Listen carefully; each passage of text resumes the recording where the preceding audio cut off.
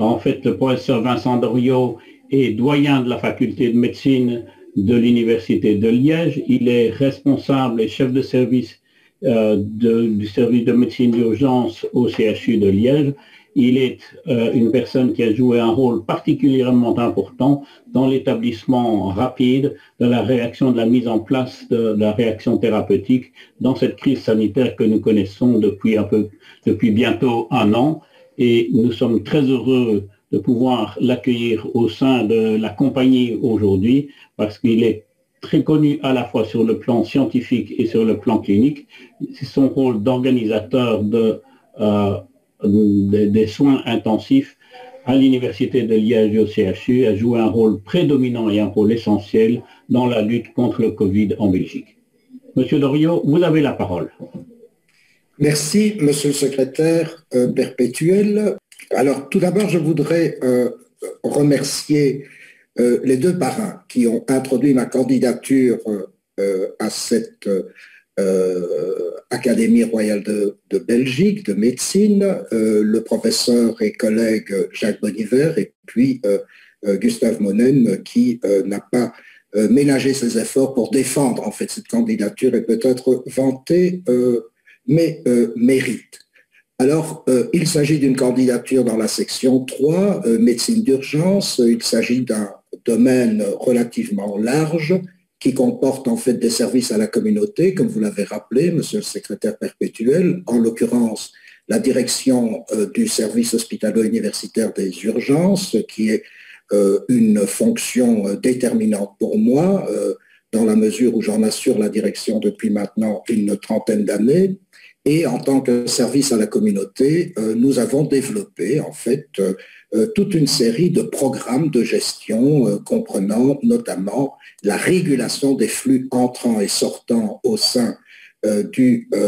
domaine des urgences par l'intermédiaire de la mise en place de programmes qui sont des programmes tout à fait originaux et robustes, comme notamment le programme ELISA qui est spécifiquement développé à Liège et le programme notamment d'aide à la gestion des appels nocturnes en médecine générale qui s'appelle le programme Salomon et qui est aussi un programme liégeois. Programme sur lesquels je n'insisterai pas aujourd'hui pour essentiellement peut-être me consacrer rapidement aux programmes de recherche spécifiques qui ont été développés grâce à mon appartenance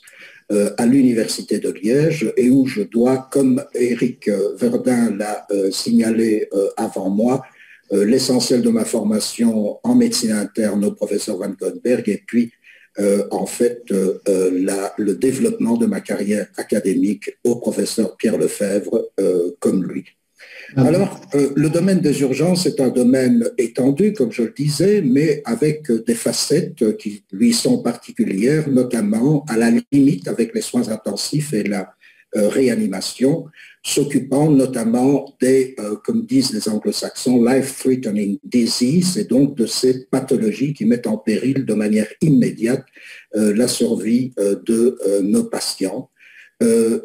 J'ai voulu en fait me consacrer essentiellement à deux types de pathologies, celle qui intéresse le sepsis. On a rappelé combien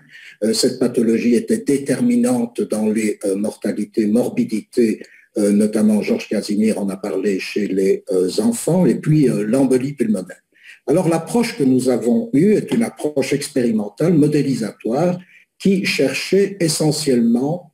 à déterminer de manière objective la contribution de la pompe cardiaque et d'autre part de l'aspect vasculaire dans ces situations de choc qui jusqu'alors étaient essentiellement analysées sur l'un des plans cardiaques ou vasculaires, mais beaucoup plus rarement dans l'association des deux.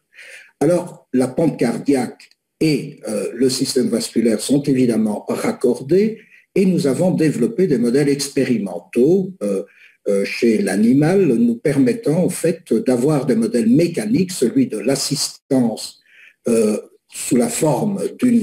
d'un modèle d'élastance systolique variable pour apprécier les facteurs qui déterminent la performance de la pompe cardiaque, et d'autre part, un modèle qui est basé sur des éléments analogiques repris de circuits analogiques correspondants qui sont des modèles à 4 éléments permettant en fait d'associer un circuit ohmique simple, notamment celui que l'on connaît par la résistance vasculaire, à une résistance de type plus périphérique, à une compliance et d'autre part une inductance qui tient compte en fait de l'aspect cyclique de la pompe cardiaque. Ceci nous a permis en fait d'étudier le phasage qu'il y a entre la pompe et le réseau vasculaire d'aval et de déterminer quelle était la contribution relative du segment vasculaire et de la pompe cardiaque aux états de choc, de telle sorte que l'on pouvait éventuellement avoir une action thérapeutique beaucoup plus élective. Ceci a été développé au sein d'un laboratoire de type hémoliège qui étudie les aspects numériques de ces signaux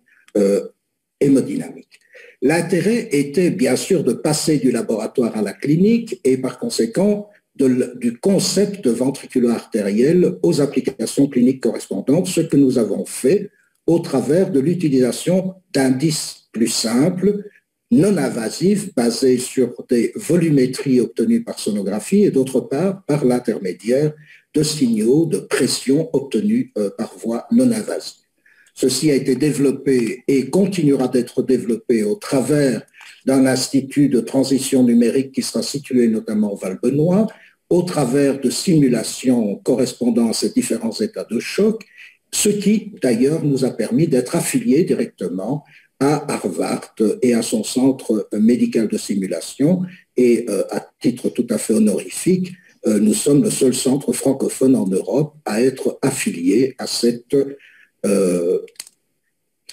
brillante institution qui est située à Boston, comme vous le savez. Alors, l'intérêt aussi était de passer de la modélisation aux situations de crise, et comme l'a rappelé notre secrétaire perpétuel, en fait, d'appliquer ces techniques qui avaient été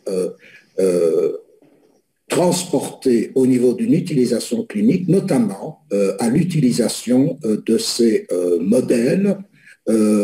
à l'application des crises sanitaires, en particulier du Covid-19, où nous avons joué un rôle fondamental au travers de la mise en place du développement au sein du centre de simulation, en fait, des procédures d'approche, de diagnostic et d'autre part de prise en charge en fonction des critères de sévérité par des algorithmes tout à fait robustes et absolument fiables à l'avantage de nos patients. Ceci nous a permis d'obtenir en fait un certain nombre de références en matière d'expertise que je ne citerai pas et que vous voyez sur cette diapositive pour l'essentiel parmi elles, et expertise qu'évidemment nous mettrons à disposition de l'Académie à chaque fois que l'Académie estimera qu'il s'agit d'un effet que nous pouvons évidemment apporter. Le temps qui m'était consacré est passé et je vous recède, Vanessa, bien volontiers la parole. Merci Vincent Doriot.